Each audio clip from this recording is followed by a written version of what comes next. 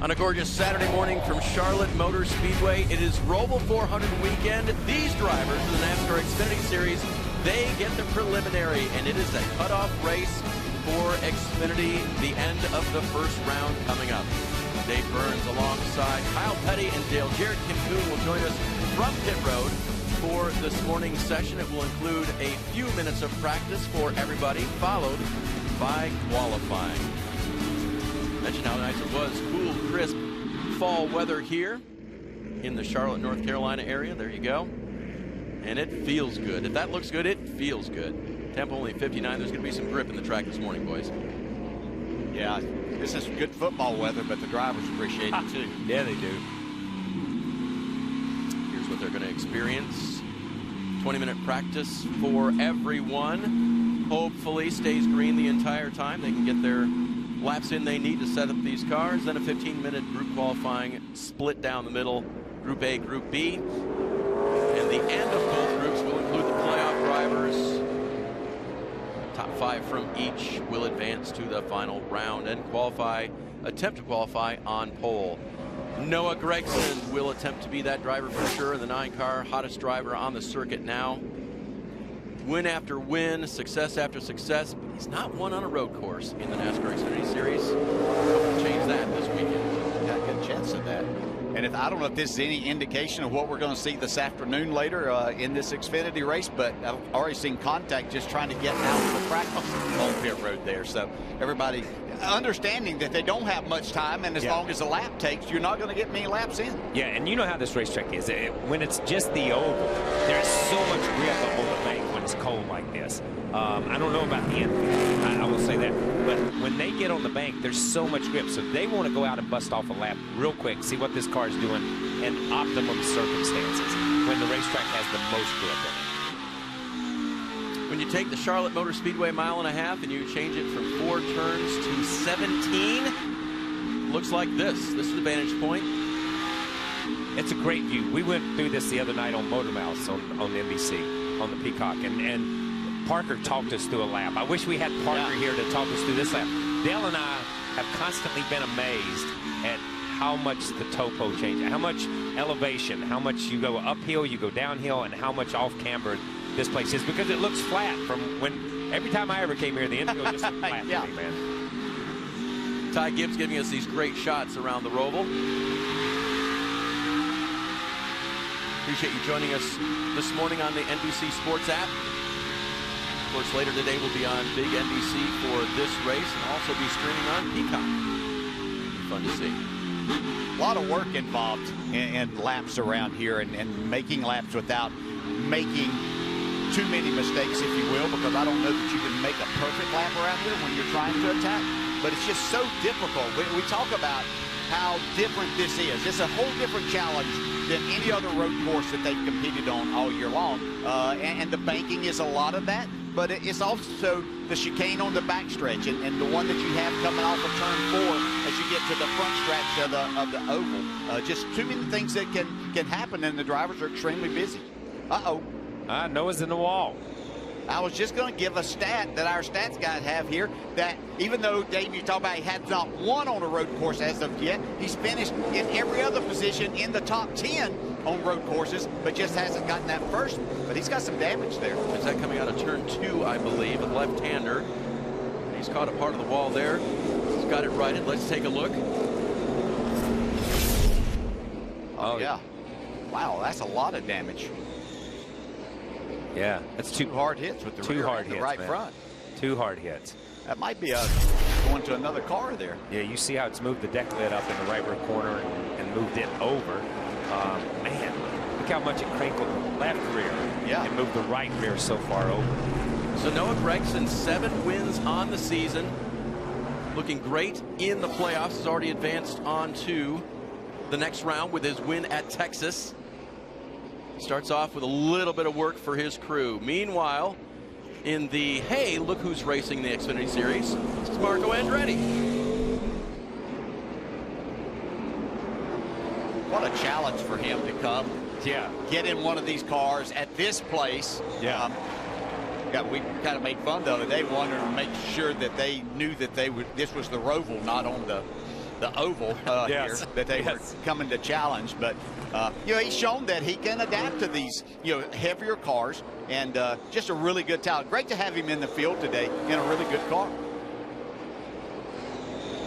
Let's welcome in Kim Kuhn. Hey, Kim, what's going on?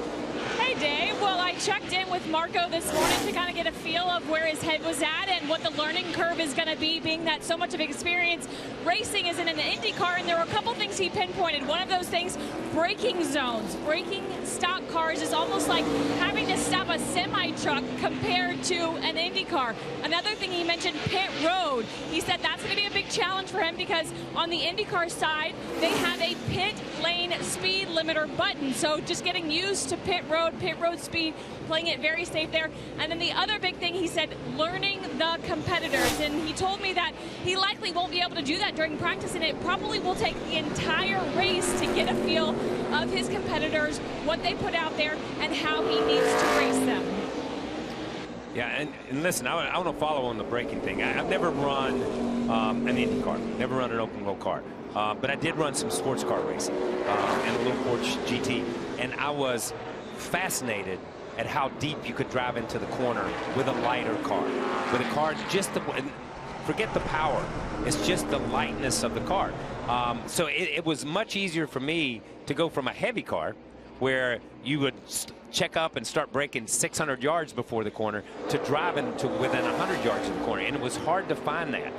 Every time I went to a racetrack, whether it was Phoenix, whether it was Daytona, and ran the road courses there, whether it was some of the other road courses that I run like Watkins Glen, you just get used to your braking points, and now all of a sudden you're in a different type car, and you've got to create your own braking points. So that is an issue, and how hard to abuse the brakes, because if you abuse them too much early, there's nothing there late. So Marco Andretti, part of the big story here this weekend, his visit to the NASCAR Xfinity Series. The breaking story is this car, the 9 of Noah Gragson, into the wall early, Kim. That's right, and they will be going to a backup car. Noah driving the primary car to the garage. The team already coming on the radio and saying, pull down the backup car.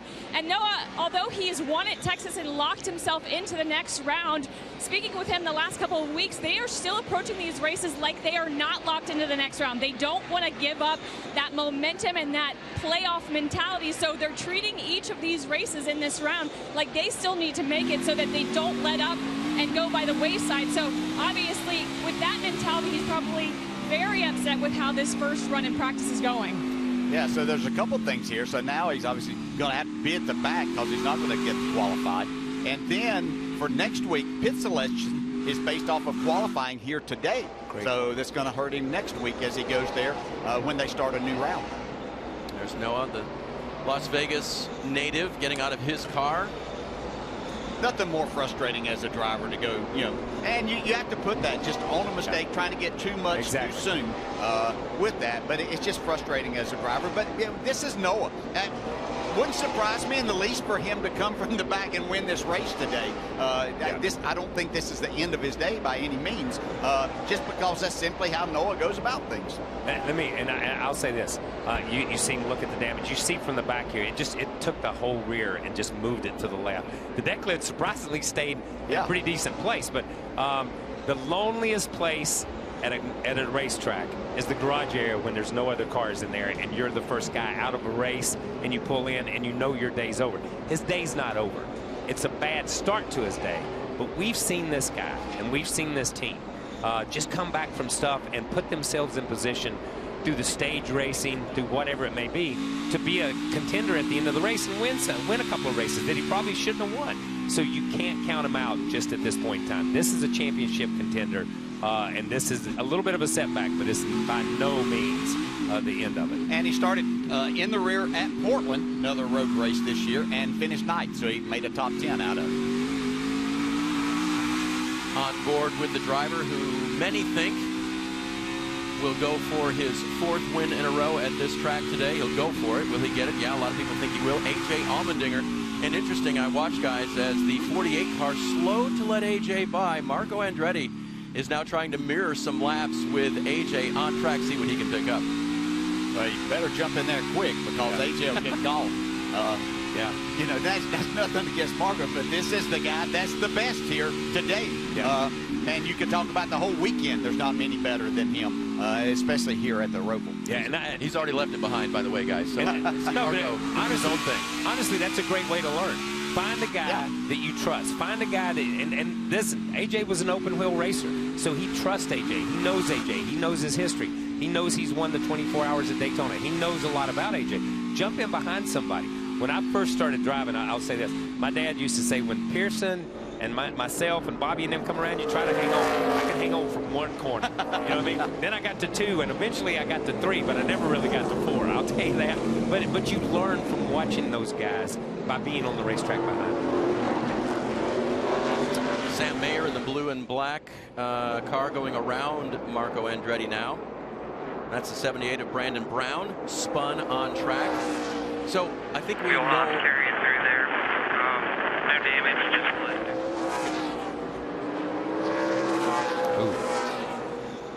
Brandon trying to get it corrected. I'm not sure that's a good place.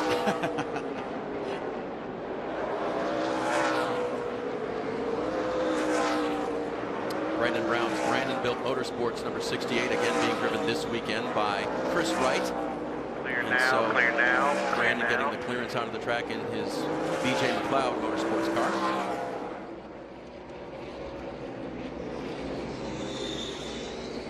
Little divot there, DJ. Yeah, looked like my golf swing had been there. Yeah, that's ground under repair. It has been dry here in Charlotte this week, so we should not, knock on wood, have cars working through mud if they get off course here. Of course, on the front straightaway, it's all turf, which is awesome. There's Sam Mayer working his way around. Junior motorsports driver who has not won this season. Came so close, but So close. big day for him right here. You know, he sits there in a good spot. Can he get everything done today that he needs to do? Gather points and keep himself in there to move on to that next round. Yeah, this today is a big test for him. And like you say, can he, as a driver, handle the pressure of where he's at in the points, handle the pressure of what he's got to do on the racetrack, and just bring back this car, score some stage points, put himself in position to move on to the next round. He was so close last week, so close. But you got to put that behind you, because you've got to come in here and be mentally strong, and this is a big test for a young driver. You see him 7th of 8. 8 will move on after today's race, Kim. And he won here at the Roval and Trans Am last year. So talking with crew chief Taylor Moyer this morning, I said, do you see that as an advantage? Because we've been to other tracks this season where Sam has run in other series. And Taylor actually said no. He said when Sam has experience at places or has had success in other types of racing, it's a disadvantage because Sam has way more confidence, so he's willing to take bigger risks and make bolder moves. And here this weekend, Taylor said that's not what they need. To your point, he just needs a solid day here. He's plus 12 to the cut line. They don't necessarily need a win. They just need to gather some stage points, have a solid day, not wreck the thing. So Taylor was a little bit nervous because of the confidence level Sam has at this racetrack and the possibility that he's willing to take a big risk when he's racing up front. And that's a great point by Kim. You know, here's a guy who has that confidence. Is he overconfident coming in? He doesn't need to be overconfident today. He needs to be cautiously optimistic today, to come in here and do the best job that he can do, count on that team to have the best stops they can have, and the crew chief to put him in position to score some stage points and move him away from that cut line so that he can go out and race. Yeah, I think stage 1 and stage 3 are his most important. He can get off a little bit in the middle part of this race, but if he can have a solid stage 1, get just whatever points he can gather there, and then not make any mistakes late in this race in the last stage, he'll be in good shape. Kind of reminds me of Noah Gragson when he came in. I was thinking of the contrast. Gregson's car in the garage wrecked already. We think he's going to recover from that. He's now veteran enough and mature enough to make a big comeback today. Sam is still a little bit on that edge where he has days that are kind of crazy, and Taylor Moyer, the crew chief, mentioned that to Kim. Good look here at Ryan Sieg. He is on the bubble for the playoffs. He needs a good day as well. Road courses, not typically what he does best in NASCAR racing, but you know what? He's gotten better. This is an impressive performance by him and this team to do what they've done so far in this first round of their playoffs. Got himself in a great position. You know, we've seen him be solid on the road course. He doesn't have to go win today. Just do his job and stay out of trouble, and he could find himself moving on, which would, in, I think most everyone's opinion, be an upset. But it would be great for this team and for this series. To get a little bit out of shape there. I'm always impressed by Ryan and this team when we get to the playoffs. He's been in the playoffs a couple of times. They're able to up their game a little bit. They go to a little bit different place. They're not a Junior Motorsports. They're not a Gibbs Racing, that type of organization. But they're able to, all of a sudden, as we get to the playoffs, they pull out some finishes and some runs, and you look and you say, man, if these guys could run that way every race all year long, but the operation they have and the way they race it, you know, they put themselves in position to be in the playoffs, and that's all that really matters. Now they have to capitalize on it. Part of Sieg's challenge, being on the bubble as he is, just a few points above the line, are the drivers below the line who are seeking to push their way in. One of those is Brandon Jones, who has clocked the second quickest time in practice here. There he is. Good road course racer in a very fast car, looking strong so far. Jones' playoffs have not gone the way he would like them to. And so he finds himself 11th of 12, 10 points below the line. But again, that's nothing if you consider what can happen on the Roval this afternoon. See, the crazy thing, and we've talked about this all week long, about road racing, is you and why the stages, I believe, are still so important in this race. We've seen it a million times on road racing. You're running 5th, you're running 6th, you're running 1st or 2nd. We saw it right here coming to the checkered flag with Jimmy Johnson and Martin Truex take each other out right here. You can be running 2nd or 3rd. If something happens to you somewhere in the infield, you run 28. Yeah. You run 29th. You can't recover at a place like this. It's tough to recover during the race, but there is no physical way. And there's so many cars on the lead lap. There's so many cars. It's not your typical oval type race where there's only 20 on the lead lap or there's 15 on the lead lap. So it can be devastating that last few laps. The car he's chasing there is James Davison. Welcome back to the series, James. He'll be driving for Joe Gibbs Racing in that beautifully colored number 18, going for the owners playoffs championship, right? He's still in that, so he'll be one of the playoff drivers to qualify here in just a few minutes. Yeah, an excellent road racer in a really good car. So it's a driver that we'll have to keep an eye on here today, you know, as we look at who's trying to move forward. You know, capable of winning the race in this car, but also very capable of taking spots away from others. And when we talk about spots, we're talking about points, and it may be only 1 point that someone's needing that not be able to get by him in the race. James has 35 Cup starts, 5 Xfinity starts, all on road courses, and 3 of them have been with this team, Joe Gibbs Racing. And we just see that he is one of 5 drivers entered in this race that has starts in the Indy 500. How about that? There you go. That's impressive. No Indy 500s for Justin Allgaier, but a whole bunch of NASCAR. Still looking for that first championship, and was been such a strong career for this driver from Illinois. Yeah, he is that guy that and I'll say this, I'll throw back to, we've talked so much about Sam Ard lately. Sam Ard and Jack Ingram, Tommy Ellis, Tommy Houston, Bob Presley, guys that made a living in this series and were just mainstays. And that's what Justin Allgaier has become. He's become that mainstay, that rock in this series that young drivers can come in and talk to Justin, and he tells them about it. He explains it. He's the teacher. He is, if this place has a mayor like Jeff Burton, then he is the mayor of the Xfinity series. He is the educator. He is the old man in the sea here. You come and you talk to him, and he's very open and giving advice and trying to help young drivers come into this series and move on to the next series if that's what they want. And good road racer in his own right. Yes. He has 3 road course wins on 3 different tracks, so he's trying to make that, continue that string of good runs and finishes on that. And I think this would be a great momentum builder for him and this team if they can have a solid effort here today. Finished 29th at Texas in a wreck, 15th last race at Talladega. As you see Bailey Curry going around there. It was the 33 playoff points coming in that has really kept Allgaier's playoffs from being dented badly. Well, that's why you run there. You know, a lot of people say, well, what's so important about the regular season? Well, that's exactly a perfect scenario. It's why we see that. You know, we saw that with Chase Elliott on the Cup side that got him through the previous round. And, of course, he took care of that last week by winning the race at Talladega to move on. But that's why you work hard in the regular season, you know, to gather points, to run so hard to get a stage win, to get that extra playoff point. That's a great point.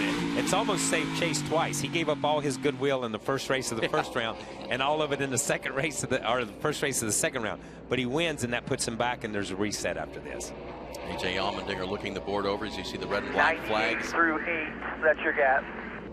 Displayed, and practice is officially over. Qualifying will begin very quickly now. The most number of laps anyone ran, 12 by James Davison. Got out there and ran with it and got 12 laps in. A couple of crews only got a handful in. Check out today's schedule. Cup Series practice and qualifying will come up when the Xfinity Series is done. That'll happen at noon on the NBC Sports app, and then transfer to USA at 12:30. Make sure you tune in for that. Countdown to Green this afternoon on NBC, followed by the playoff race at 3:30. And don't forget Notre Dame football tonight versus BYU. Big day on NBC. Don't forget the Xfinity Series race will also be streaming on Peacock. This afternoon's race, a 250, Kim, and the guy that a lot of people have picked is standing by with you. And I asked AJ about that before practice. I said, do you feel like it's your race to lose? You've won the last 3. And you said, I don't know. We got to see how our car is. Well, top of the board. So do you like what you have? I think we can improve it, actually. But the Nutrien Ag Solution Chevy's pretty good. You know, it's when you had, especially last year, our car was really good out in the lead. But, you know, we're still working on trying to fine-tune it. It's tough because right now there's nothing been on this racetrack. And obviously in the infield, a bunch of buses have been on it for a couple of months. So it's really slick in the infield, but you counteract that with the cooler conditions. So there is lap time out there, but we'll keep working on it, but it's a good start for sure. As we look at qualifying, which areas of the track can you gain the most speed, and where are places you can make mistakes and lose speed? Well, you definitely can try to one's wide enough getting in, it invites you, but it's really slick right now. I think you can make a ton of time up here in the brake zone, but with that said, if you go a little too deep, you're shortcutting the chicane, and that lap doesn't count. So it's a fine line around here. That's what makes the Roval and, you know, street course-esque type of racetracks a lot of fun, because you can push it, but a mistake's going to get you in the fence. So, you know, of course, we'd love to be on pole, but it's just about trying to start up front here and use your strategy to keep you up front all day. Kind of a no-stress weekend for you, though, because you won at Talladega last weekend. Is that kind of a different vibe than when you've come into this race years before? Can you do different things strategy-wise? Kim, there's always stress. We're here to win. I'm stressed every week. We're going to go try to win 4 in a row. Big announcement for you this week. You're going to go full-time Cup Series racing again with Colleague, though, this time come next year. What went into that decision and deciding, you know, you were ready to go back?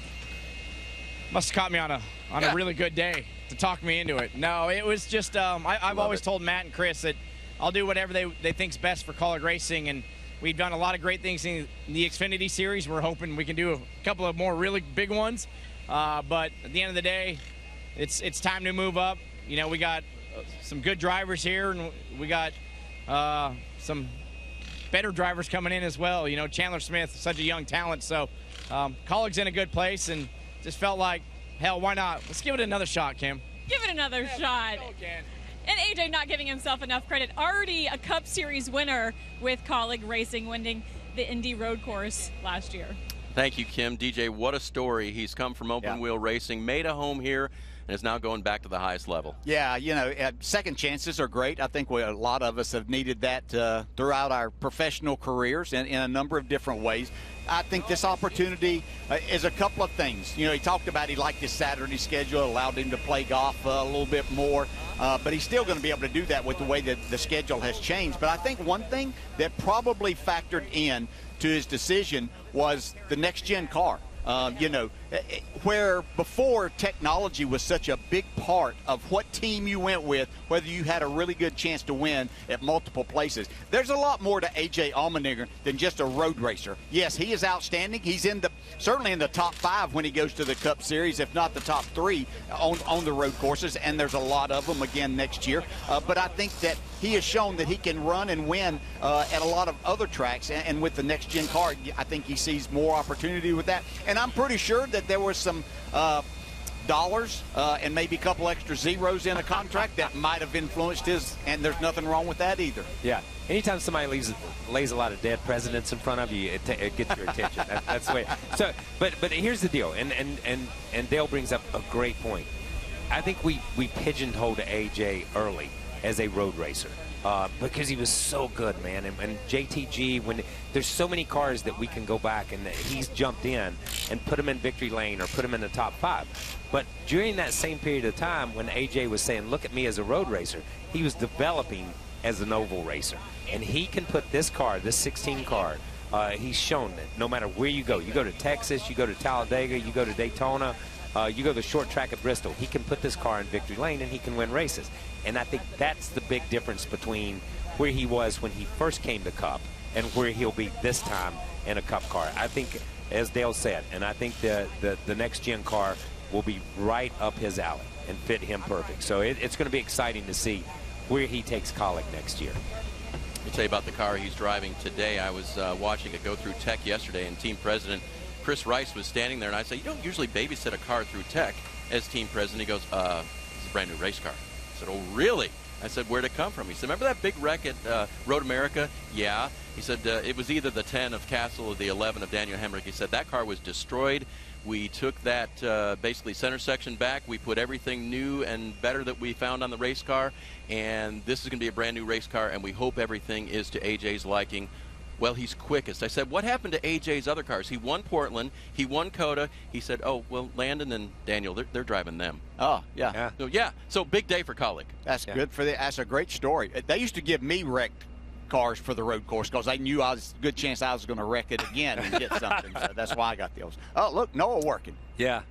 That's what you do as a driver. That's what you do. Yeah, when you wreck as a driver, that's what you do. You try to do everything you can to make up to the crew. We'll see him headed out for pizza in a little while here to go get him something to eat. Because listen, you feel guilty, man, when it's you and it's all on you. When every bit of it's on you, there is an element of guilt when you come in and take that helmet off and have to look in their eyes. We've seen Noah. If everything is going great, he's running around having fun. If not, he's helping with the work, and there will be work to do. Noah crashed his car. A.J. Allmendinger did not. Brandon Jones neither. Neither did Ty Gibbs. That's a strong top 3. It's a great top 3, but look at Alex LeBay. Yeah, Alex LeBay, but I had to jump down past him. I was looking at Jeremy Clemens and Preston Pardis. Yeah. I mean, we've got guys, James Davis, we've got guys in the top 10 here that we don't usually talk about a lot of other places. We may talk about them in top 15 or top 20, but not top 5 and not top 10. So these are impressive runs by these guys. Clemens needs a big day, BJ. He's in 7th. He is below the cut line coming in. Yeah, he is that. But, you know, the thing that he has on his side is there's not a whole lot in this field that can say they won on a road course. Right. But he has done that at Road America a number of years back. Dave, we had the pleasure of calling that race. And you never know what can happen here this afternoon with a fast car. Going down through the rest of the field, 41 entrants, so 3 will not make this afternoon's race. We'll see what happens with that coming up in qualifying to follow here. Yeah, there's Sage Karam. We see Riley Herbst, who's below the line. And I think we all expected him to be above the line at this point in time, but he's a good little road racer. Yeah. So many guys, Landon Castle and Ryan Sieg. We just followed him a minute ago. Here's another guy who needs a solid day back in 18. And Sage Karam, another one of those that has started and run in the Indy 500 here today. Quite the field we have here.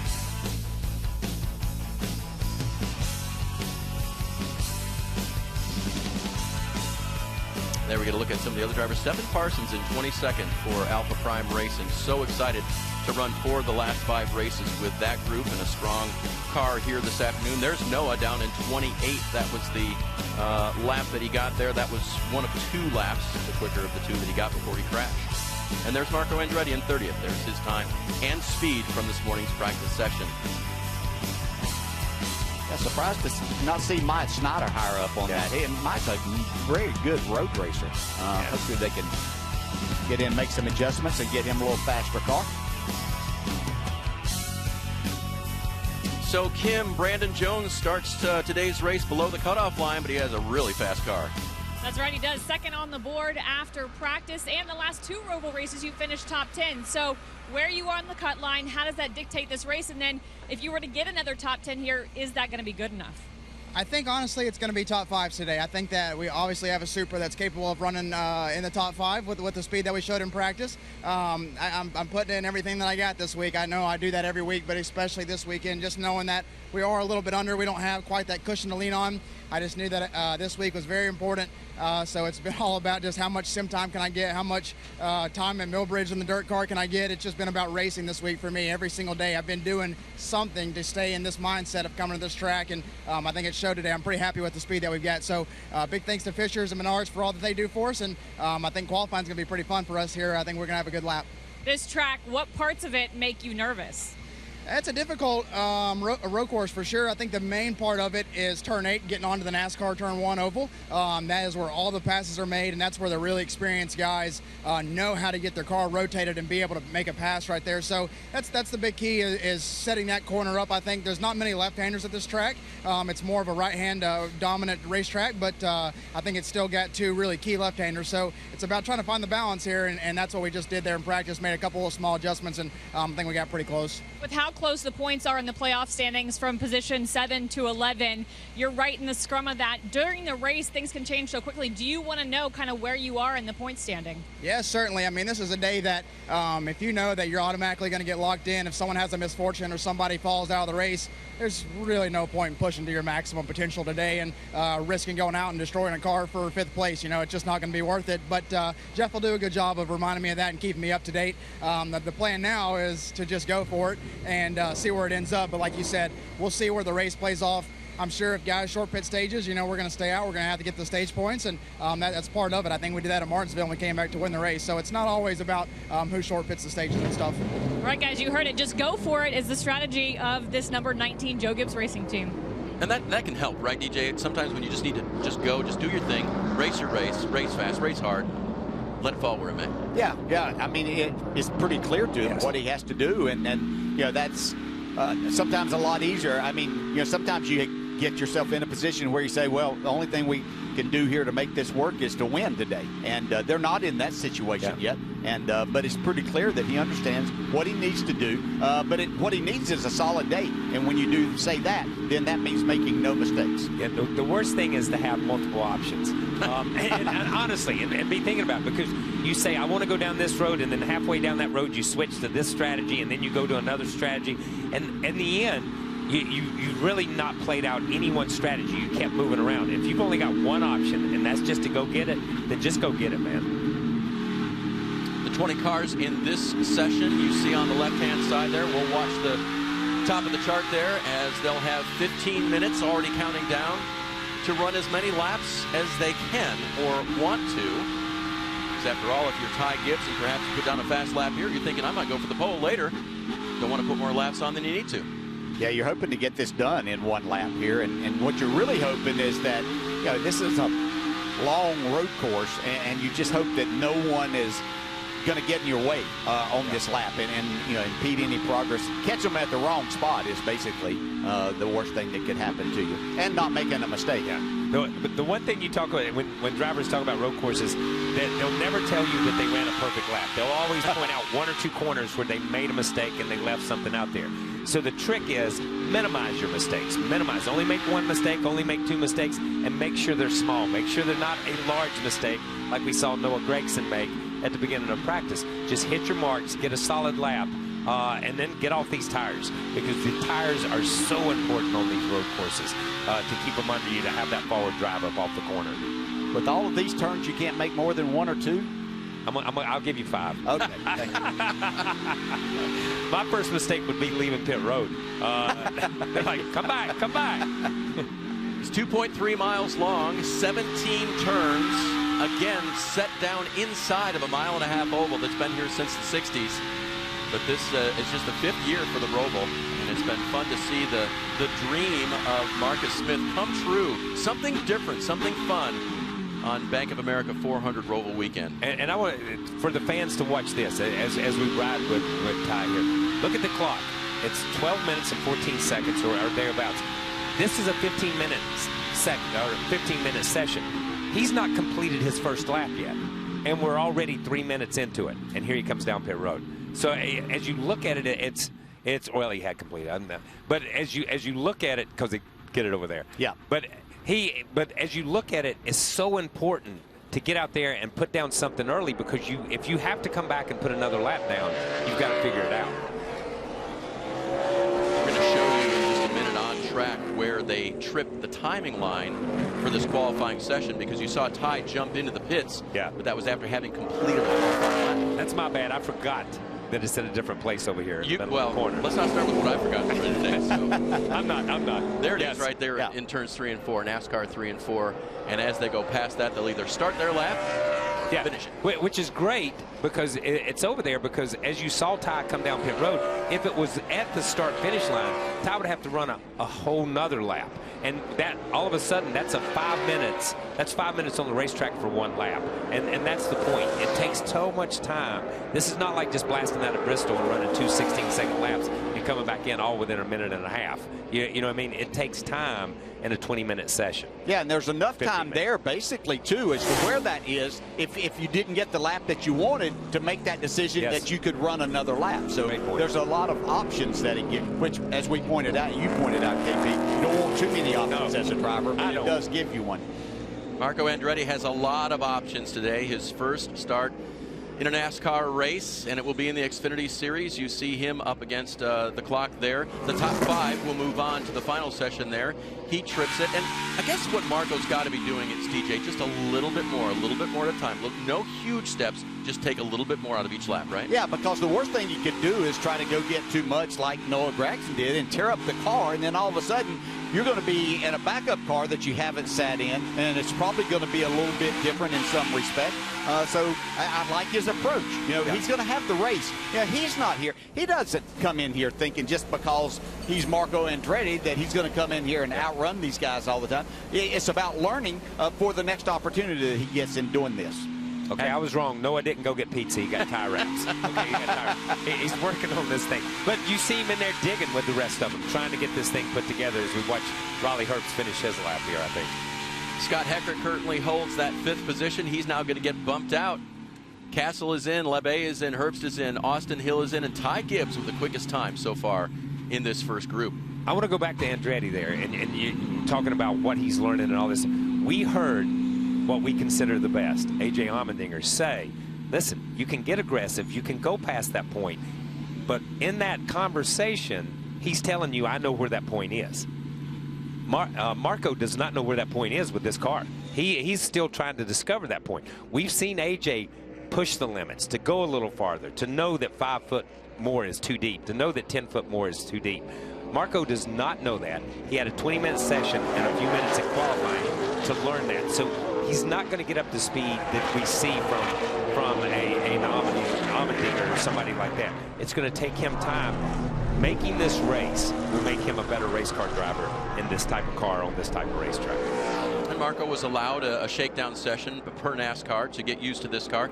Did have some fun on Saturday nights this year with a heavy stock car and learned some things from that. But brand new experience here this weekend on a brand new track that's nothing like the Roval.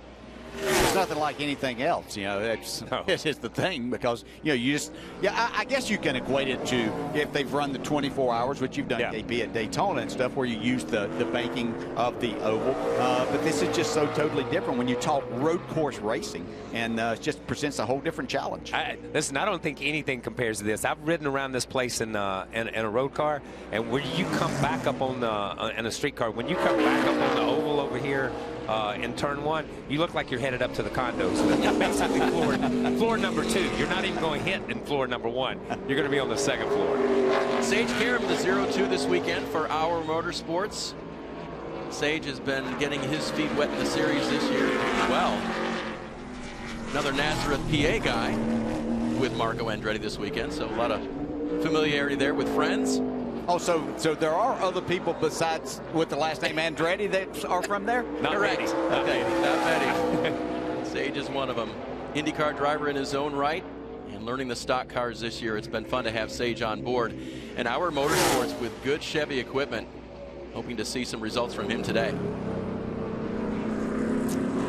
So it's funny, and I'll do this in, I got a text this week, or a thing from Mario, and it's crazy. Wait, you got a text from Mario? Yeah, but it's okay, crazy. It's crazy. But here, the point. Everybody? But the thing was, so he's at the Aerospace Museum in the Smithsonian. Yeah. And the only 2 race cars they have in there is Richard Petty's 200th win and Mario's car from him.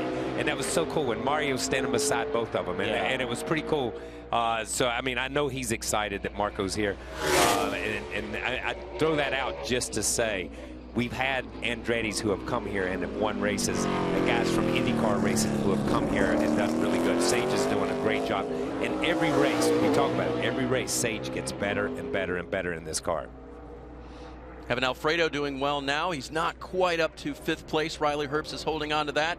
And that lap is not going to do it for Anthony. He will clock in at 9th place. Watch him go through the bumps. It's a backstretch chicane. Wow. That might be a little aggressive. Yeah, that was. He's using those things, man. Yep. Wow. Now, it's pretty smooth everywhere, but the curbing makes I use that outside difference. wall right there. Yeah. Anthony will bring it in and park it for that. We see 5 minutes and change remaining in the session. Is anyone going to go out? The top 7 cars only took the 1 lap. We'll see if cars like Alex Labbe, currently 6th, or Landon Castle, currently 7th, want to take one more shot at it. Ryan Vargas is going to do it. Interesting sponsorship on that car this weekend from 2 different directions. A technical sponsor there, you see it on the back bumper.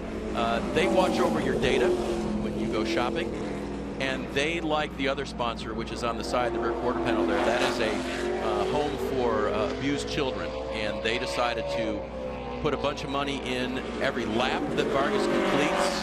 Every lap that he leads would be an even bigger donation, and should he win, look out. It's going to be a big one. So good to see Haven on board with Ryan Vargas this weekend. And as we know from Ryan, he hustles all those sponsors, makes all those relationships just so that he can go racing on the weekends.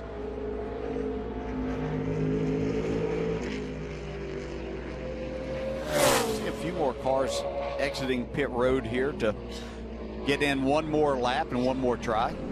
I wonder about, talk about Marco Andretti and getting as many laps as he can here. It makes you wonder if he might go back out for one more. I think there's 2 ways to look at that. Yeah, will one more lap help him? Sure, any lap you can put down, but he's going to have a decent starting spot. He turned in a pretty good lap right there. Do you take that chance or just say, okay, now let's let him get ready for the race, take in everything that he learned there between practice and the qualifying effort, and be ready to go at it? What if there's that one little adjustment you wanted, DJ? That might be a thing too. Does he really know what adjustment That's he a wants? great point. I mean, that's great. nothing against him, but does he, how can you understand? Well, Yeah, you can getting everything he can here. Yeah, you see him telling the crew what the car's doing, but he doesn't know what to ask for. You know what I mean? It's hard to understand, to get in a strange car and know what to ask for. All you can do is say, this is what I'm feeling. How do you fix that? And if they're willing to do that, or if they know and they feel like they can, then obviously they would. Kim Kuhn, why don't we hear from a veteran down there? Andy Lally goes out in the next group. That's right, Dave, a veteran, an accomplished road course racer, and in conversations past, you've told me, out of all the things you've done, stock cars on road courses is the most fun. Why?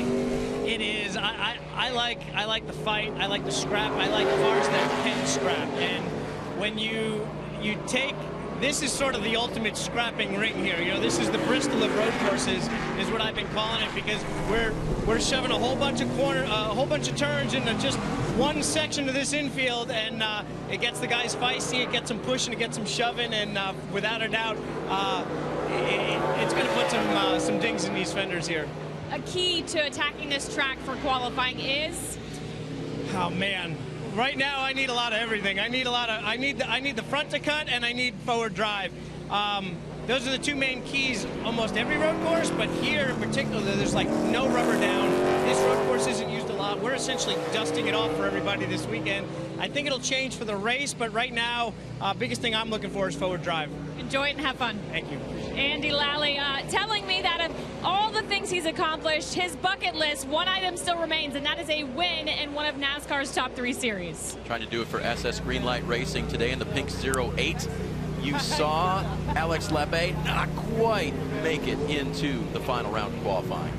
You talk about not quite, Dave. So this is 2.32 mile track, and he missed it by 1.5 feet, basically, is what that time is. Crazy. I did that in my head, if you were wondering. And you all know we have help up here. Lots of good help. We do. Dale's up here. Yeah. Good point. He does do the numbers. Listen, well, that statement by Andy Lally, the Bristol of road courses. You know, that says it all. Here's a guy who has driven everything, everywhere, on every road course in America, it seems like. The experience level that he brings to and the experience he brings to the table. So for him to compare it to Bristol, after watching Bristol and running Bristol, that this is a road course, I'm glad we're in the booth, Dale. I'm glad we're not down there having to do this. Look at Landon, only 8 corners left, but he is in the green, looking good. Only 8 corners left. Yeah, I could miss that by 2.5 seconds. Yeah, that's not what Brandon. But he's doing. That's not what he wanted to hear. Yeah. Down the back stretch out of turn 2 NASCAR. Yeah, I actually picked up a little time on the exit there, getting back up onto the oval part. See how he negotiates this chicane on the back stretch.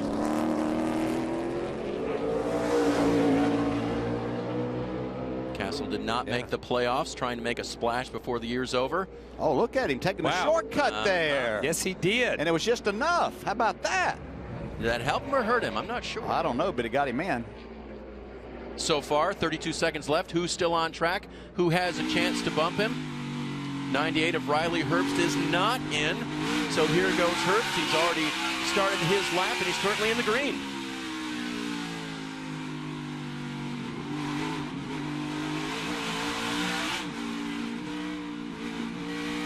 It's always fascinating to me how much time they make up when they're off the gas.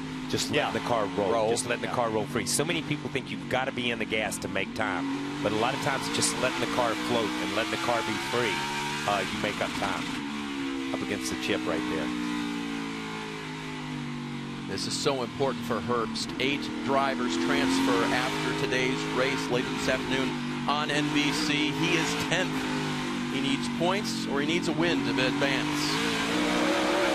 So far what I'm seeing, KP, when he's off the gas, you're right, he's making a lot more time, because when he's trying to be in the gas, he's having a difficult time getting the rear tires hooked up. Yeah, he's having, you see him up on the wheel, turning left, turning right, and that thing just buzzing the rear tires. Critical backstretch chicane. Downshifting through a little bit of a lot of curb right there. Good exit though, still in the green. It's going the wrong way. He uses the apron as well. Oh, it's going to be so close. Wow. He doesn't do it. Austin Hill will remain 5th, and Riley Herbst, boy, I mean, he took a little curb on the backstretch chicane, but looked like he went through there pretty smooth. Yeah, you just have to wonder. I understand going the short way around there, but can you give it enough throttle all the way around there to make that really beneficial? They might have to look that over. Herbst does not advance. Gibbs, Allgaier, Castle with a great run. Sage Karam and Austin Hill will be among those running for the pole here in a few minutes. How about Sage Karam? I mean, that's outstanding. KP was talking about how much he's improved week after week and every opportunity he gets in his car, but to put himself inside the top 5 there, really a good run. So Riley will be just outside the top 10. Either start 11th or 12th this afternoon. That's not a bad starting spot. No. With a team that has won here before. So they know how to strategize on the roll. They got Chase Briscoe to victory lane here. Riley will be paying close attention to the team and what they have for him here this afternoon. And you see the top 5 advancing, the playoff drivers in gold. Herbst just missing out. Seek not with a bad run, but did not make the top 5. Yeah, this is going to be the best starting position ever for Sage Karam, regardless of what happens here in this next round of qualifying. And think about these 17 turns, DJ, and over 100 miles per hour on average around this track. Do I have to think about that? Not if you don't want to. Okay. Yeah, no, we talk about the challenge and the different challenge this is because it brings it in so many things because it has a lot of really fast corners, a lot of speed at certain parts of the track, but then you have to get down and be willing to let the car roll, as Kyle was talking about, through those corners, some of the slower parts of it, to where that you're making time with that. So just a lot of challenges for the drivers that they don't normally face. There's Sage Karam. You talk about his challenges coming from the open wheel ranks, mostly road courses there. And with 12 career Xfinity Series starts now, his best result, a 5th at Daytona. So that was big back in August, just a month ago. Meanwhile, hammer and chisel back in the junior motorsports camp.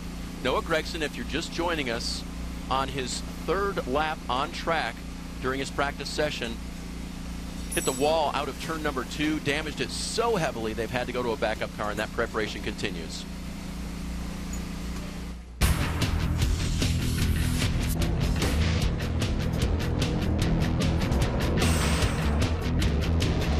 Got a little bit wide there, and the back end damage there is just too much. But it even slammed the right front, and I'm sure that created some damage there.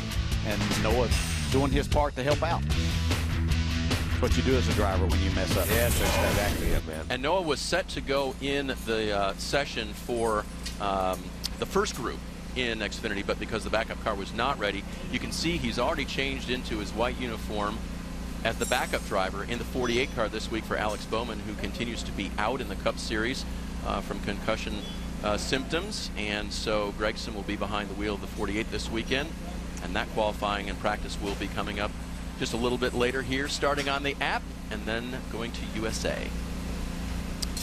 Kim, you're with Sage.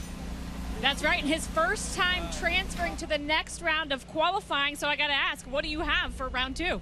I think we're in good shape. You know, obviously just the transfers was a goal of mine coming into this weekend. You know, I know Our Motorsports puts together a really good race car, and really thankful for this opportunity to have Peachwood floor coverings on board again. You know, they're always a great partner to have. So I'm excited. You know, the lap wasn't perfect. It's just this track is very strange to drive. It's a great track to drive. I love it. It's very challenging.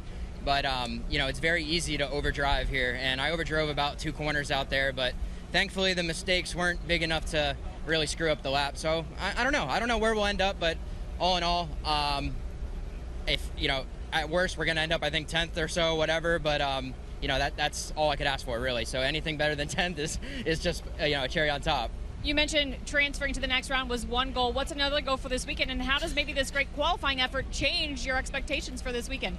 Yeah, I mean, I'm going for top 5s and wins now. I feel like, you know, I'm comfortable enough where I can actually say that, and the team is a great team, and, you know, having Chevy power, it's awesome. You know, I love being a Chevy driver. I've been a Chevy driver my whole life, basically, for 9 years, and, you know, I want to be able to take this to the next level, and I think for me, I need to show that I can do that, and for that to happen, it's going to be a nice, solid top 5 finish, legitimately. So I'm looking forward to trying to do that later today. With such a challenging racetrack, how much of it is risk versus reward with 17 different turns? Yeah, it's very challenging. You know, these rollable tracks, usually you don't get the elevation changes and stuff, but you get a little bit of everything here. So it's really easy to screw it up. And yeah, you just really got to be on top of your game. You know, I think tire wear is going to be a big thing in the race, keeping the rears under you. And I think in practice there, I had some really good laps as the tire run went on. So I'm excited. I'm really looking forward to this race. I think we have a good car, and looking forward to it. Sage Karam, he mentioned looking for the next thing, ultimately wants to go full-time racing in one of NASCAR's series. I think he's got a shot, Kim. Only 27 years old, showing already, KP, what he can do here with just a few starts. Yep, most definitely. And I think, listen, in just a few starts, I think he's made huge gains. I think these racetracks, the road courses, fall into his wheelhouse. I want to go back to one thing. We saw Noah Gragson working on that seat. Every time that we've gone back to that car, we've seen Noah Gragson and another crew member working on the driver's compartment. And we talked about how physical this place is, how tough this place is, how you have to be on top of it. The steering wheel is for driving the car. It's not for hanging on. It's not a handle. You don't want to hold yourself in the car. So you've got to get that seat. You've got to be comfortable in that seat. We saw him adjusting mirrors. We saw him adjusting so much. It's going to be interesting to see that they get every bit of that right. If we start hearing Noah complain in the middle of the race, you know what they're doing right now didn't work. But they have focused on that driver's compartment ever since they unloaded this car. They're working on the rest of the car, but he is so focused on it right now, making sure that he's comfort. I used to tell my guys, driver comfort is the most important thing. Don't worry about the rest of the car. Just make me comfortable, and I'll do the best job I can do. And that's what Noah's looking for right now. This is J.J. Yaley's view. He's got our helmet cam on this afternoon, so we will look forward to those views as he runs for MBM. And that'll be in the 66 car today for Yaley. There's AJ. The odds-on favorite to win 4 in a row at this track. It's never been done in the Xfinity Series, DJ. There's been a lot of great records set, but no one has come back to back to back to back at a track in the Xfinity Series. Yeah, I mean, you just think about the challenge of trying to do that and then do it at a challenging place like this. You can see he's leaving nothing on the table right here and trying to set the fast time. James Davison in tow there in the 18 car. Let's ride with Allmendinger as he goes through the infield and then back up onto the banking.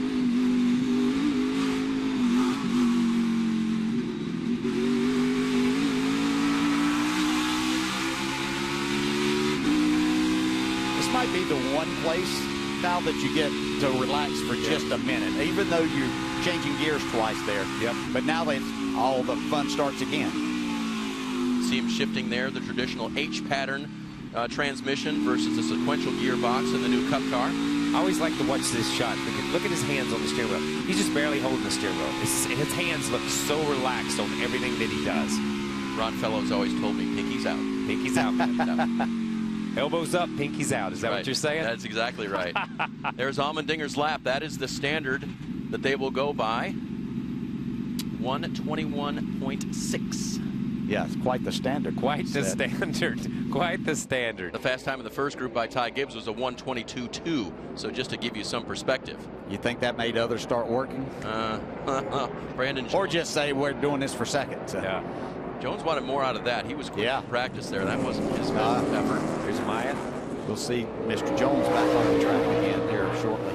Good conversation with Myatt Snyder yesterday. He said, I've been given a horseshoe this weekend. I said, what? He said, yeah, Jack from my team, his parents own a horse farm. He said, you need this. We need this this year. He brought a horseshoe from New Jersey and wanted to make sure Myatt had it. I said, where are you going to put it? I said, I might put it in my driver's suit. I don't know. He said, we need a little luck. We've had some fast cars. Ran second at Portland to A.J. Allmendinger, but just have not found victory lane this year. Was it Jimmy Johnson and Kevin Harvick that had the horseshoe conversation? And I don't think they put it. Where did they put it, Dave? You'd have to ask Kevin. And it was golden. It was golden. I asked Mike, are you going to paint it golden? He said, no.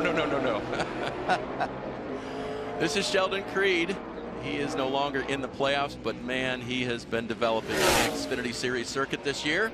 And a good little road course racer. He is currently in the green compared to Jeremy Clements. Watch him against fifth. Top 5 move on to the final round. You see him get into the chicane, get in that area right there. He didn't use him, but he's still, these guys are on the flat, man. It feels like that car's just going to take off and slide up the bank when I watch him do it. I keep waiting for it to just break loose. I don't know. Creed was in the green, finished in the red. Yeah. I don't know about that apron move. Everybody that we've seen try has lost time. Yeah. It looks like, and I don't know how, we're right on top of it, but they've just lost time as we've gone. All right, Noah working with the Allen wrench. We're going to windshield wipers now. That wasn't the right size. Needs to take that tool identification course. He might want to get the set of Longhorns he had was running around Texas with. There we go. That's 2 tries. Last time. No pressure, though. Last time, Noah. Oh, 5th time's the charm. There's not one. Third time what? Yeah, they don't have the right size. All right. Looks like he was working on the metric wiper there, which we won't need today, thankfully. Thank goodness. There were a lot of people hoping we would need it. Because it is the great equalizer. Rain has become the great equalizer at road courses for a lot of these guys. Some of these guys, they're not as competitive in dry conditions, but when it gets wet, man, they rise to the top. I remember one of the best races ever was here at the Roval in the downpouring rain at night under the lights. It was incredible. And I was on pit lane. I can Full say moon that. on Halloween. Yeah. I got you. Let's just add everything else into it also. This is Daniel Kvyat. He is running the double this weekend. We'll be with Team Hesburgh on the Cup side. And we'll be over here with Sam Hunt Racing on the Xfinity side, former F1 driver of the international flavor in the field today. Meanwhile, back to the Americans, this is Stephen Parsons. Stephen's had a good 2 or 3 weeks, man, in this car. He has had some solid runs, some solid finishes for where this car has usually run. So it is good to see him after all this time jump in something and show what he can do and be able to put up some solid finishes. He was so excited when I talked to him yesterday. I mentioned it already. 4 of the last 5 races this year, he will run with this group. His crew chief, George Church, he's excited because you know how old Cup cars, the old style, become new Xfinity cars? George is seeing some of his previous work at Michael Waltrip Racing and other places where he did some tricky things with chassis that he's seeing come back, and he likes the cars. Legal things, just tricky things. Mostly. Mostly. There we go. So he was 8th at Bristol, 13th in Texas. So, you know, we talk about the solid runs and efforts, and just missed out on the top 5 right there. Great Very lap nice right run. there. Kim standing by with Landon Castle. And Landon, 3rd fastest in Group A of qualifying, so we'll transfer on. Road courses, so challenging, lots of skill involved. If you had to put a percentage on it, how much of the Roval is the car and how much of it is the driver? I don't know. It's a lot of both. You know, the car definitely makes a difference. For me, I'm a lot faster here today than I've ever been in my career. So the equipment definitely helps, but the driver, I think, really makes a big difference on these racetracks. Obviously, all 3 of our colleague racing cars are as fast as Xfinity Internet. I was a little disappointed myself that I had to make another run on my tires to get it in the top 5, so we'll see how this final round of qualifying ends up. You mentioned all the colleague cars fast right now. Your teammates AJ and Daniel Hemrick, they are 1-2 in Group B, so looking like they're going to move to the final round with no problem. What do you have for your teammates, and is there bragging rights? I mean, you probably put AJ at the top, but if you can beat AJ, what kind of bragging rights are there? Yeah, I mean, I think AJ's pretty good on these road courses, so they're probably going to keep him around. I think, I don't know about the bragging rights. We all kind of lean on each other, and you know, we enjoy it in the sim and seeing who can make a fast lap, who can make the best laps. But once you get in the real world here, it's a whole different ballgame, and even more than just qualifying. I mean, the way that you just keep the rear tires under it and keep the car under you over the course of the whole race is an art for sure. You mentioned leaning on each other. Last weekend, AJ winning Talladega, we saw the celebration, both you and Daniel running up, bear hugging your teammate. That's not something we see from other teams. How would you describe the relationship between the 3 of you? Yeah, I mean, it's really strong. I mean, we work really well together. We get along. We're motivated. We motivate each other. And you know, those last 10 laps at Talladega last week, you know, AJ made the moves, and he made the right moves to win the race. But he knew from our preparation, you know, what I wanted to do and where I would be, and that's, you know, just a product of the communication and the team effort here at Colleague Racing. Landon Castle, one of 3 Colleague cars that will be moving on to the next round. Thanks, Kim. Fast times at Colleague Racing. We've already seen the announcements this week. AJ Allmendinger moving on to full-time in the Cup Series for Colleague. Chandler Smith coming over and driving one of these Xfinity cars for him next year, DJ. And teammates helping out here. Justin Allgaier doing the ride-along with Gregson's damaged car. And undoubtedly, there's Luke Lambert, the crew chief, removing some items that'll be used on the backup car. Yeah, it looks like they're getting the mirror maybe out of that car. You know, they were not prepared for this. You know, they didn't come here with the, you know, the backup car having and needing everything to just pull it off the truck and start warming it up. There's a lot of work and effort. Thankfully, they have a few hours to get all of that done, but nice to see Justin Allgaier over there helping out the teammate. This is Austin Wayne Self, the 26-year-old Texan, whose Truck Series team has fielded this car one other time this year, didn't make the race. So wanted to see if they could make this race as well. This is a tough field to crack into, and they don't have any points to back up on. Yeah, it is tough. And seeing that 32, you don't see that number much. So that was the number that I started with in the what's now the Xfinity Series. What was the Busch Series in 1982, and ran that. It's actually the first number that I ever ran on a car at Hickory Motor Speedway in 1977. So yeah, it's pretty cool to see that number out there. Hope that he can have a good run here. You see he's off the fast time there, or time that he needs to get into the top 5 by quite a bit. That's right. But again, making an effort here and crosses the line. That will be for self 20th out of 21 in this group. This is the second of 2 groups. You see the top 5 there. Does Jeremy Clements want to come back out for another run? Because we believe this driver has a little bit more to offer Brandon Jones. Well, he certainly has it to offer, but I think Jeremy Clements, they may wait, but they can't wait too much longer. But they might even have enough time to see exactly what Brandon Jones is able to do here. Not at speed yet. Saving, I guess this would be his warm-up lap. Saving his tires, coming around to trip the timing light in turns 3 and 4.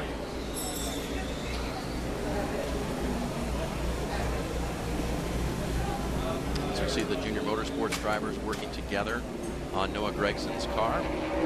The points on the left-hand side, DJ. This is the round of 12. We've talked before about how difficult this Xfinity Series championship is. Just 3 quick rounds, 7 races, and it's over. And you can see 4 drivers below the cut line to start today's race. Yeah, and all of those 4 are very capable of running very well here. We talked about Jeremy Clements has won on a road course at Road America, but Jones, Hurst, and Hemrick all are fast here this afternoon and have that capability of moving themselves up inside that top 8. The reigning champ below the cut line to start this afternoon's race. Will Daniel Hemrick move on to the next round of the 2022 playoffs for the Xfinity Series? Hemrick has the second fastest time overall of both groups that have been out here. He's 4 tenths behind AJ. Saw him over before the qualifying session. We had a shot of him talking to AJ, so he apparently listened very, very well. But it'd be nice to see the reigning champion be able to make his way through and continue to talk about if he can get that. It's been a tough year for him as he moved over, and anytime you switch teams, that's a challenge. But they just haven't made everything fit in to this point. But you never know what can happen. All it takes is to get hot at the right time, and that can happen, in the last 4 races of the season. This driver switches teams at the end of 2022. Brandon Jones moving on to Junior Motorsports and driving that 9 car that Noah Gregson and team has been working on. Noah's moving on to the Cup Series, of course. Let's see what Jones can do here. He's not going to be close. No, Jeremy Clements still sitting in, he doesn't want to put any more laps on his tires if he doesn't have to. But that lap there is not going to get it done for Brandon Jones to race for the pole here in that next session. Still have a decent spot, but... Yeah, decent, but that's not what they were looking for. He's wanting more than decent. He wanted to be where he could be in control here this afternoon, especially in that stage 1. James Davison, the 36-year-old from Melbourne, Australia. He's raced in so many different things, including multiple Indy 500s. He's made his Cup Series starts as well. Now, I think now we're seeing the difficulty of putting more laps on your tires and things, and how hard it is to come back out here and try to equal what you did. Not only equal it, if you're back out here, you're trying to better what you ran the first time out. Davison, this will be his 3rd lap on those tires, DJ, to your point. So they've lost some of that initial grip they had. It's warming up just a little bit here in Concord, North Carolina. My watch tells me it's 64, so it's still very comfortable. And again, we talked about it earlier. I don't know what the infield's like. Dale and I both know. The more sun that's on this oval, this track is temperature sensitive, man. The seconds just, it adds up, dude. The voice of Kyle Petty, Dale Jarrett, Dave Burns joining you for Xfinity Series qualifying. Kim Coon is on pit road for us. We appreciate you joining us on the app this morning. Remember, this afternoon, 3 o'clock countdown to green on NBC for the 67-lap race in 3 stages for these Xfinity Series cars that will determine who moves on in the playoffs. I think Jeremy Clements is looking like he's going to be pretty safe right now. Well, we're pretty much out of time. Bailey Curry on the infield now. I asked Bailey, as one of those drivers who's not in the very top tier of competition here at the Xfinity Series, because we've talked about how much more competitive the series is this year. I asked, do you feel that where you are in the grid? He said, absolutely. He said, the guys around me, man, they're all running better than they ran last year. This is big competition.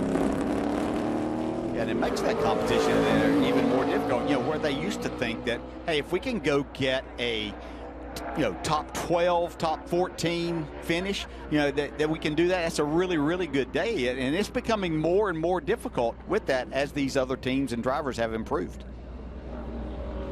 How about that? Jeremy Clements, he'll hold there with the red and black flags get displayed? Not quite yet. Do we have any more time left? Yes, qualifying is complete. Clements makes it through. And one driver just missed, Kim. That's Stephen Parsons just below that bump line. I know you're happy with this qualifying effort. Is there anything you could have done differently, though, to maybe get that top 5?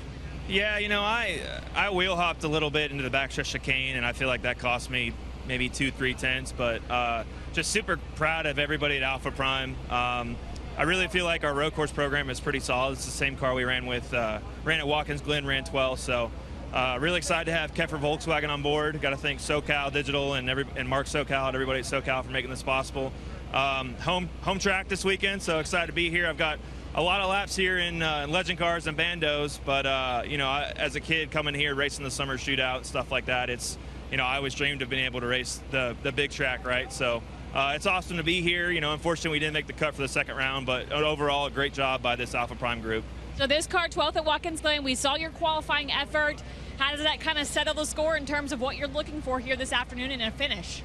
Yeah, obviously we want to have a good finish for this team, but you got to manage the expectations at the same time. We know about where we should finish. We know what we're fighting, versus some of the bigger teams, but obviously just got to run all the laps, run a smooth, clean race, execute, and I really feel like we have a good shot at a top 15 or a top 10 maybe.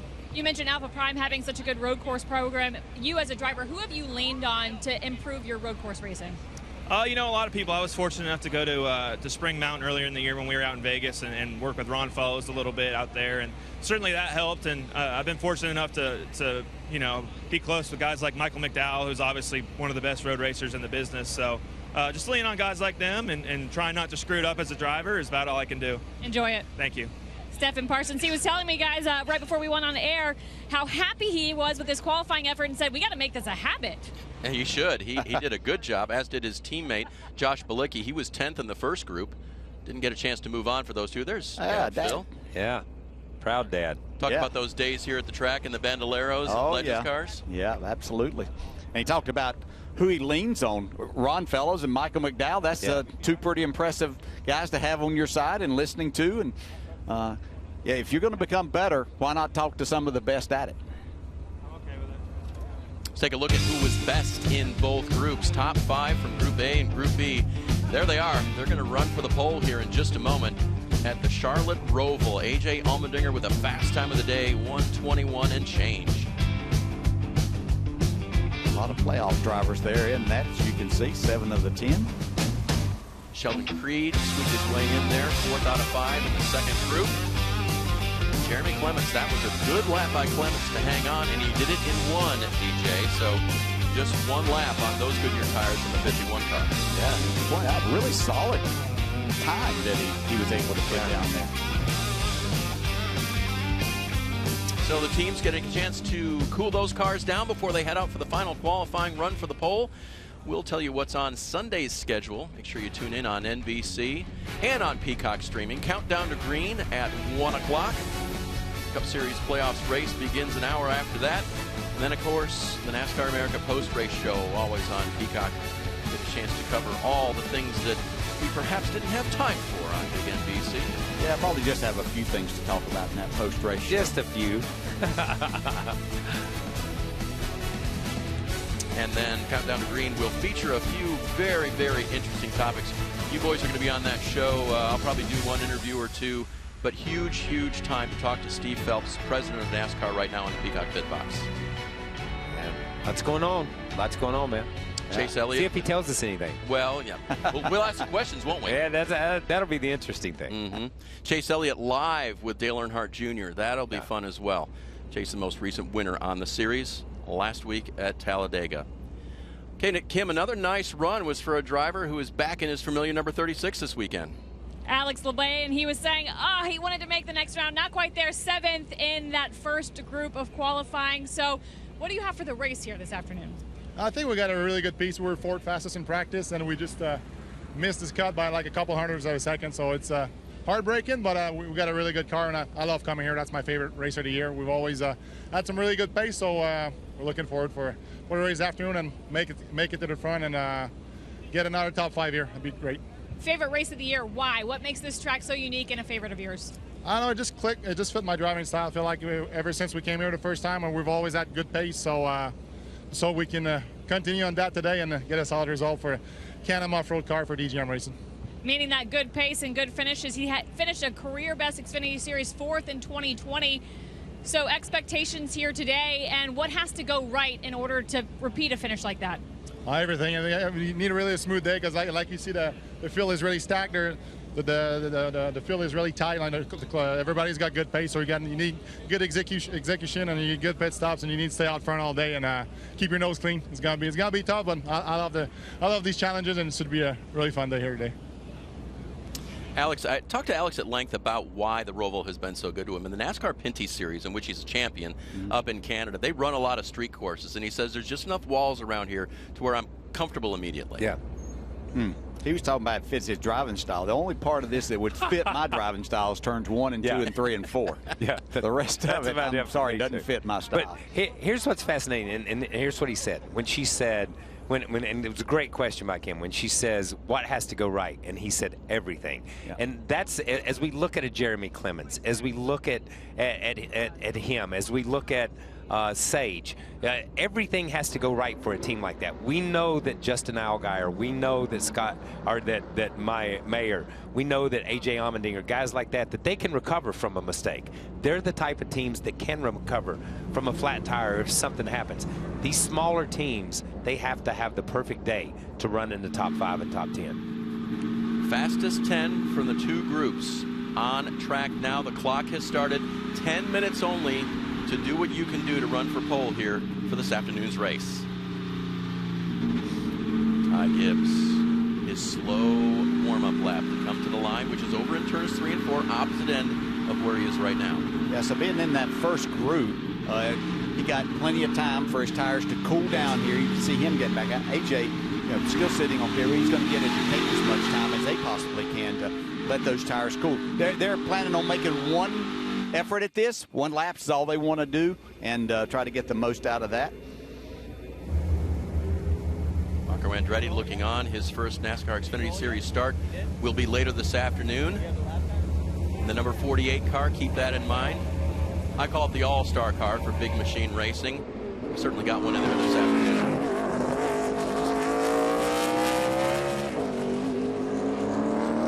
All right, here comes Ty Gibbs. That line in turn 3 and 4, that will start the clock.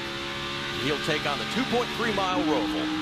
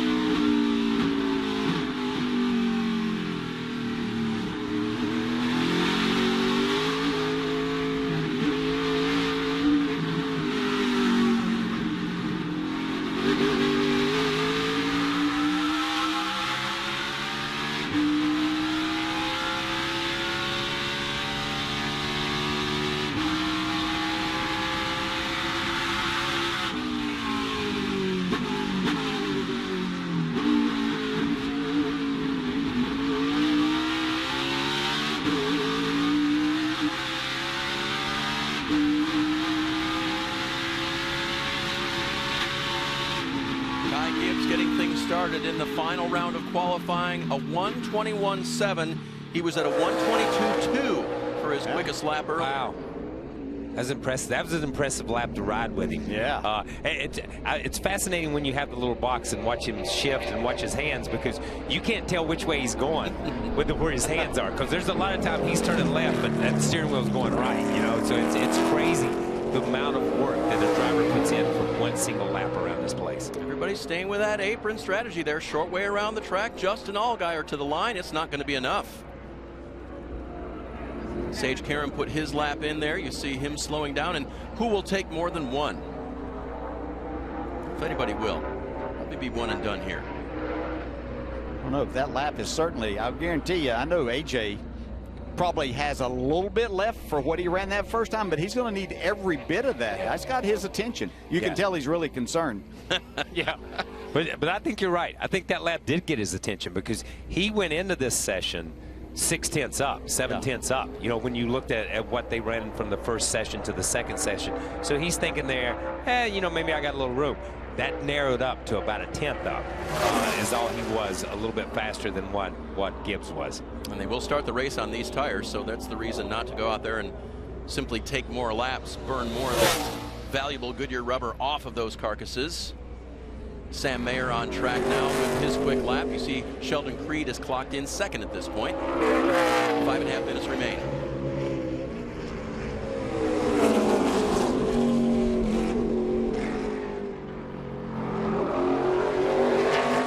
Got a little bit too far out right there. Had to wait on it a minute. Here you get up against the chip. It's a rev limiter on the motor, correct? Yes, it gets up against the rev chip and it just flutters a little bit. These guys don't like to run these things up on the chip. You know, I think when Dale and I came along, man, yeah, if you could reach the chip, you pulled it out and threw it out the window. That was it. On the ignition box. So all the engine builders moved the ignition box to the right side of the car so you couldn't get to them. But we've heard a couple of cars do that, so that must be the compromise area in order to make it optimal the rest of the lap. Yeah, and sometimes some drivers use this as a point of reference for them. And when they get to that chip, then they know that's basically where they need to be to let off, and if it's a braking point for them or just to get out of the gas to let the car roll. Yeah, he stayed up on the bank in his lap, but you know we didn't hear Ty Gibbs get up against the chip. His almost ran right to the edge, but did not get up at the. But we've heard a couple of the Chevys get there. Cars are on track, going toward the line, getting ready to start their timing run. We've seen Colleague Racing run together on the super speedways. What about the Roval, DJ? Yeah, well, I understand why Daniel Hamilton and Landon Castle are there to follow AJ. That could be a good thing, or it could be a negative thing. If you see that 16 car pulling away from you by quite a bit, that's a little depressing. And then you start trying to make up a little bit more. But I like the idea and the concept of it, to have that rabbit, if you will, out in front of you. Do that with the multi-car team. AJ Allmendinger now on his lap. You can see already in the green by 2/10, 3/10. That was such an important part of the track for AJ to get it right, to get his lap started off correctly. You don't want to give anything up in that short amount of time that you had at the beginning of this lap and get through that. So you can see he's got a little cushion. Now through the technical section of the infield. Up against the chip. Yeah. AJ is so good on a technical racetrack. He is so good on hitting his marks, seeing his marks, understanding where that car needs to be on the exit, even before he gets to the corner. Exiting here, back onto the banking, turn one.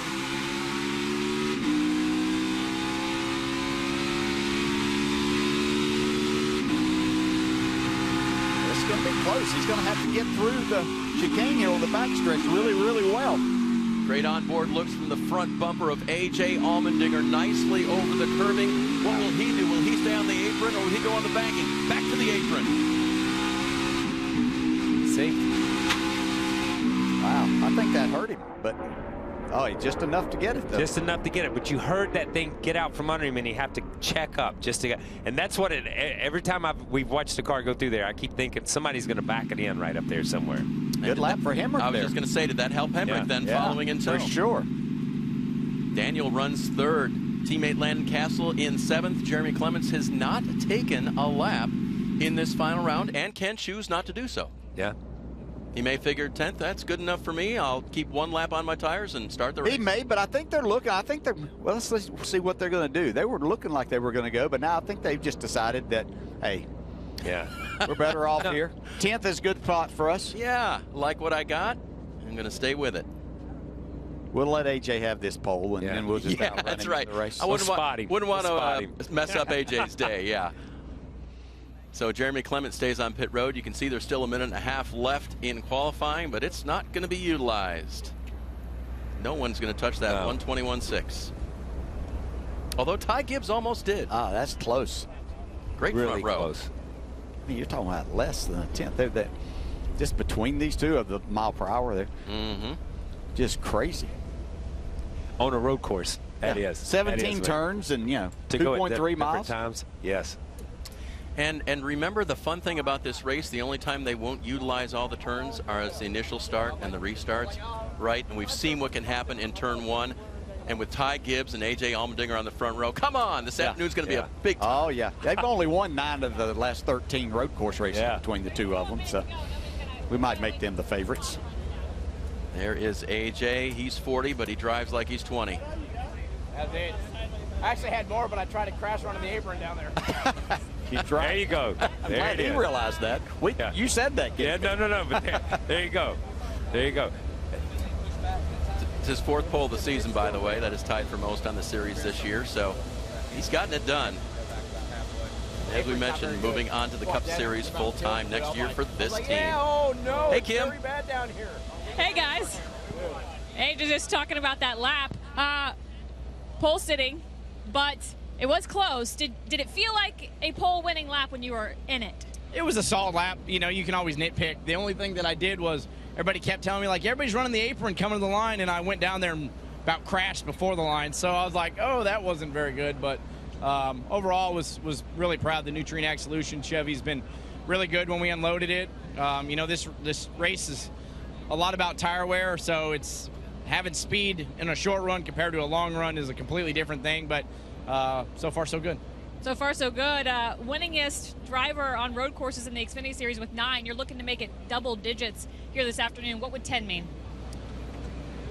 Double digits, I guess. I mean, it's this is one of the things I don't even worry about the numbers because, I mean, hell, I thought I was retiring with a couple of wins and not even a blip on the NASCAR radar screen. So all this is bonus right now. So it'd be cool to more than anything win 4 in a row here. That'd be pretty awesome. Not losing Xfinity, but it's going to be tough. But I'm just enjoying life, Kim. A.J. Allmendinger going for 4 straight at the Roval, a 10th road course win in the NASCAR Xfinity Series. And, oh, by the way, guys, still in the playoffs. That's a really good point. And I guess a favorite to win the championship. Favorite if anybody is. Allmendinger, he's on the front row with Ty Gibbs. See Hemrick, his teammate. Good lap by him. Yep. Yeah, needing a good run today. Got to have a solid run. Stage points will be important. And we talked about Sam Mayer earlier. Yep. Got to have that. Needs those stage points. Needs to just be a solid race for him. Good job. Row 5, Sage Karam tried to improve on his qualifying time. Jeremy Clements stayed, and he will start 10th. Yeah, he's in a must-win situation today. Ollie Herbst, great qualifying run for him. He's below the line, needs to move above. He's in position to get stage points right off the bat. Ryan Sieg, another playoff driver in row number 9 with Anthony Alfredo. Preston Pardis, good run inside row 10 for him. Brad Perez, another run for Emerling Gase Motorsports in the 35 car today.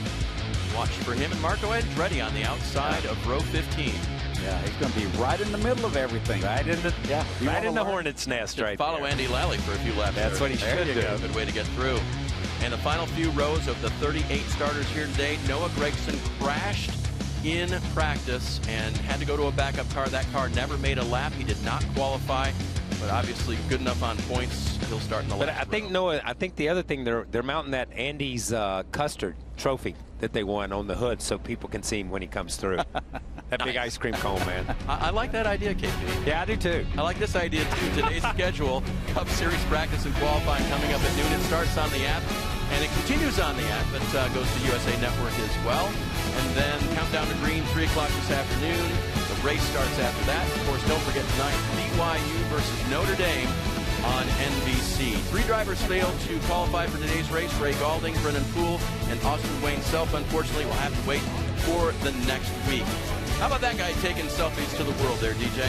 Yeah, big star right now, and can he get the job done here this afternoon? And who are we going to see making to the next round? Yeah, who are we going to see make it to the next round? And remember, he's doing social media there, because if it's not on social media, it didn't Never happen. That's never happen. Big day coming up at the Roval. The next thing you'll stay tuned for will be the Cup Series. They'll have practice and qualifying to set the field for tomorrow's Bank of America Roval 400. Thanks for joining us. For DJ and Kim and KP, I'm Dave. We'll see you next time.